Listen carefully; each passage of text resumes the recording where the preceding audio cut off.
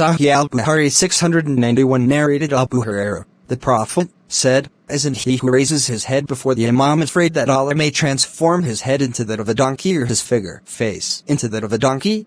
Sahih Al-Bukhari 692 narrated Ibn Umar, when the earliest emigrants came to Al-Usba, a place in Kuba, before the arrival of the Prophet Salim, the slave of Abu Hudayfa, who knew the Quran more than the others, used to lead them in prayer.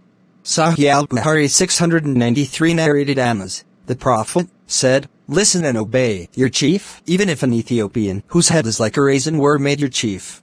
Sahih Al-Bukhari 694 narrated Abu Hurairah, Allah's Messenger, said, "If the Imam leads the prayer correctly, then he and you will receive the rewards, but if he makes a mistake in the prayer, then you will receive the reward for the prayer and the sin will be his."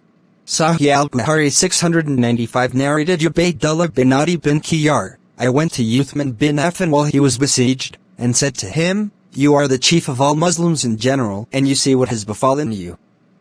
We are led in the Salat, prayer, by a leader of al-Fitan, trials and afflictions, etc., and we are afraid of being sinful in following him.'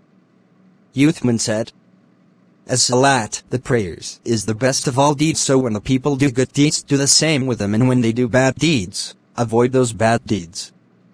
Arizona Zori said, "In our opinion, one should not offer Salat behind an effeminate person unless there is no alternative."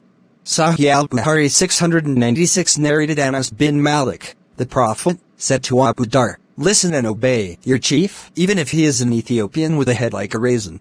Sahih Al-Bukhari 697 narrated Ibn Abbas, "Once I passed the night in the house of my aunt Maymuna. Allah's Messenger offered the Isha prayer and then came to the house and offered 4 rakat and slept. Later on, he woke up and stood for the prayer, and I stood on his left side. He drew me to his right and prayed 5 rakat and then 2. He then slept till I heard him snoring or heard his breath sounds. Afterwards he went out for the morning prayer." Sahih Al-Bukhari 698 narrated Ibn Abbas, "One night I slept at the house of my aunt Maymuna and the Prophet was there on that night. He performed ablution and stood up for the prayer.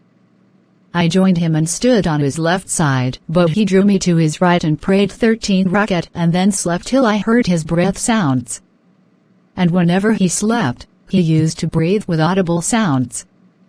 The muezzin came to the Prophet, and he went out and prayed the morning prayer without repeating the ablution." Sahih Al-Bukhari 699 narrated Ibn Abbas, "Once I passed the night in the house of my aunt Maymuna. The Prophet stood for the night prayer, and I joined him and stood on his left side, but he drew me to his right by holding me by the head." Sahih Al-Bukhari 700 narrated Mu'adh bin Jabal, "I used to pray the Isha prayer with the Prophet, and then go to lead my people in the prayer.